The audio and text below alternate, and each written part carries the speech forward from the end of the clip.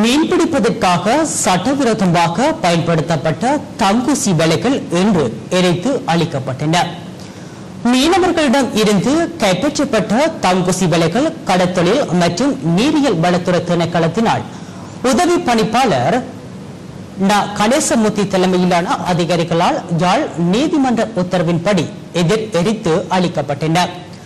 தங்குசி வலைகள் பயன்படுத்தி மீன்பிடிப்பதற்கு அரசு வர்த்தகமானி மூலம் தடை செய்துள்ளது. இருந்தபோதும் சில மீனவர்கள் சட்டவிரோதமாக தங்குசி வலைகளை பயன்படுத்தி மீன்பிடி நடவடிக்கைகளில் ஈடுபட்டு வந்தனர்.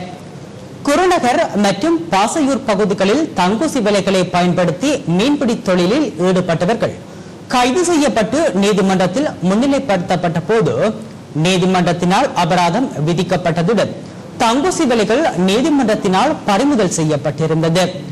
அவ்வாறு நீதிமன்றத்தினால் பறிமுதல் செய்யப்பட்ட தங்குசி வலைகளே கடற்தொழில் மற்றும் நீரியல் வள திணைக்களத்தினால் எரித்து அளிக்கப்பட்டன.